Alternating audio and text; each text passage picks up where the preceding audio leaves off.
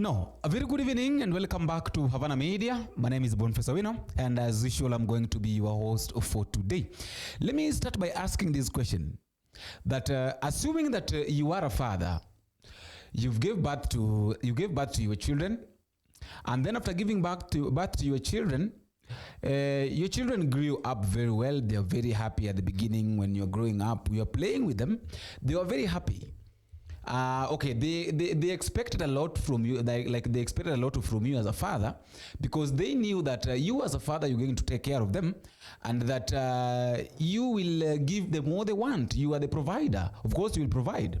And then one fine morning, you wake up in the morning and realize that these kids are planning something against you. Like they don't want you to be their father again.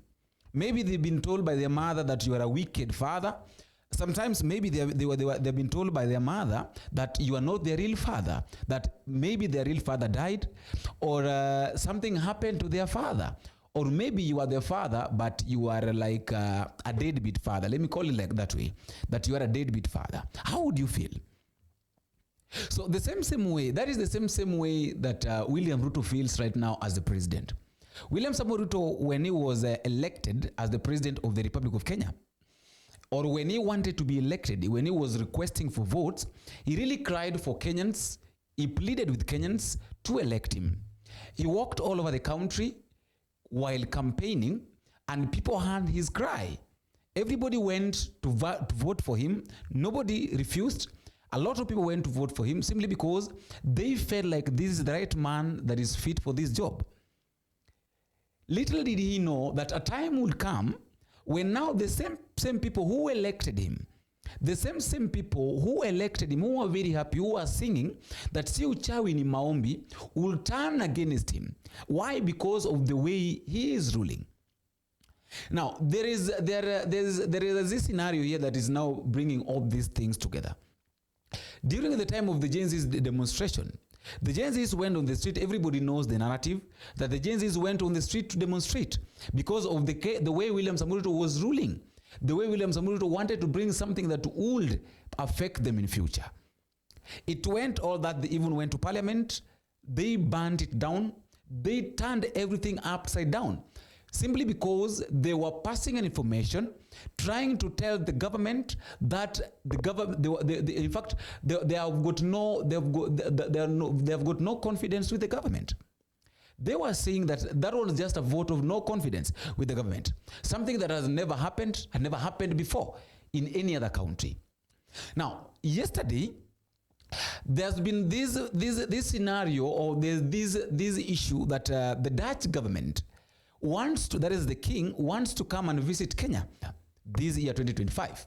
It is something that had been planned. It has been in place. But now the Gen Zs, together with some Kenyans who feels like what William Ruto is doing is not right, decided to send messages and to send emails to the Dutch government, telling the government of Dutch that please don't come to Kenya, because we understand the situation. We understand how we are right now. Don't make a mistake of coming into our country. And they sent a lot of emails, over 300 plus emails, and I'm going to read for you all the statement from the beginning to the end. Very well, on 13th July 2024, William Ruto said this statement, that there is no justification for any Kenyan to lose life or property. Kenya is a democratic country that operates under the rule of law. We have a great nation, Kenya, and we must protect it by all means. Now, Kenyans have decided to protect their own country by the means of using social media, by warning the Dutch government that please do not come to our country, Kenya. We have a country to protect, and this is the way we are going to protect our country. Petition to cancel the Dutch royal's state visit to Kenya stand for human rights. It goes by saying that why this petition matters. This had been stated by Jaya Kamala. We, the undersigned submit this petition to express our deep and urgent concerns and opposition to the planned royal visit of King Willem Alexander and Queen Maximilla of the Netherlands to Kenya in March 2025. This visit should not proceed while Kenya's current administration, led by President William Ruto, continues to violate fundamental human rights and undermine democratic principles.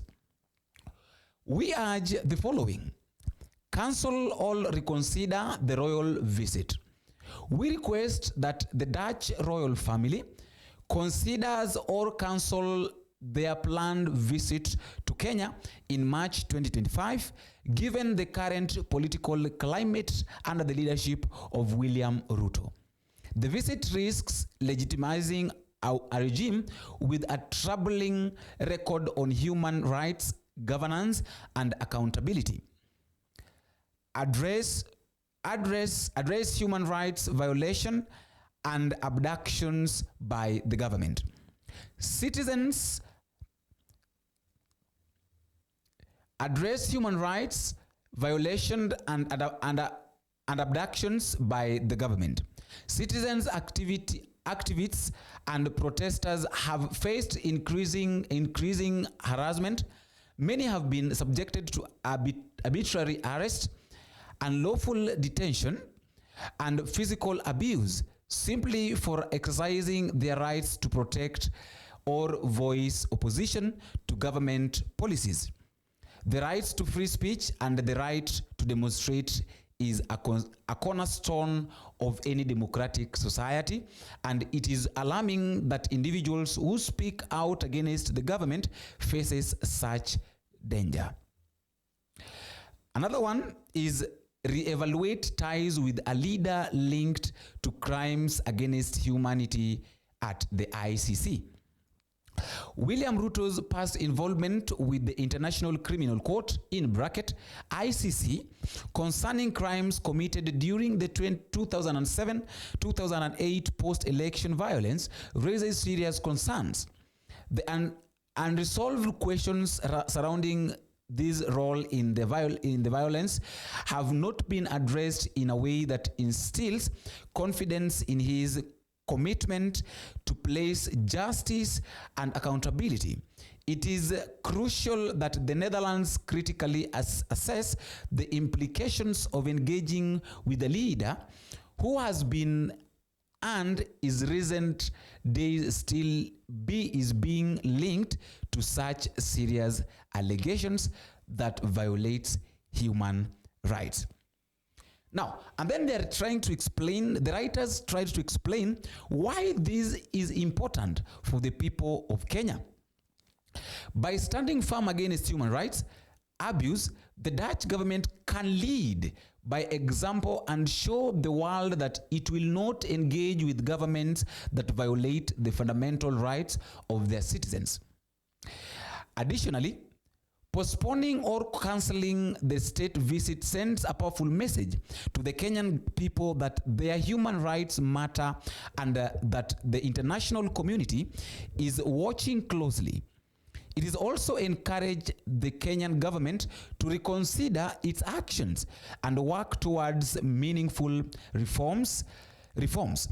We call on everyone who believes in the protection of human rights, the rule of law, and democracy to join us in urging the Dutch government to stand on the right side of history. That one is what was written by Kenyans. That is a petition that was written by Kenyans trying to explain why they don't accept or why they don't want the Dutch government, being led by the king himself and the queen, to come and visit Kenya on their planned visit, which is supposed to take place in March 2025. Now, the Dutch government responded after receiving a lot of emails. They responded back by saying this statement. Now, according to the Dutch government, this is what they gave back as the feedback.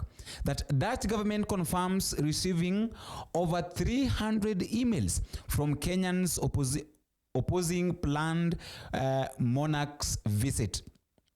written by Mwangi Maina on January 15th, 2025. The Dutch Ministry of Foreign Affairs has confirmed receiving over 300 emails from Kenyans requesting the cancellation of a planned state visit by His Majesty King William's Alexander and Her Majesty Queen Maxima, scheduled from March 18th to March 20th, 2025. This surge of appeal follows the Royal House of Netherlands announcements last week that the 3 days visit at the invitation of President William Ruto represents a significant milestone in the diplomatic relations between Kenya and Netherlands. However, some Kenyans online have opposed the visit, citing concerns over the country's current state of affairs, including human rights violations such as abductions and enforced disappearance of government critics and opposition figures from neighboring countries. We all remember what happened to Besigye and one of the women that the journalists from Tanzania. So they've also included what happened, what Kenyan government is doing to other foreign countries, other neighboring foreign countries. They continue by saying that the Dutch public broadcaster, that is the Netherlands Omroep Stichting, that is the NOS, reported that the Foreign Affairs Ministry acknowledged the wave of emails but clarified that the visit remains on schedule, emphasizing its diplomatic importance as a platform to address these concerns. Foreign Affairs confirms when asked also on behalf of the RVD that they have received at least 300 emails about the royal visit to Kenya but do not yet have the full picture and are still investigating these, NOS stated.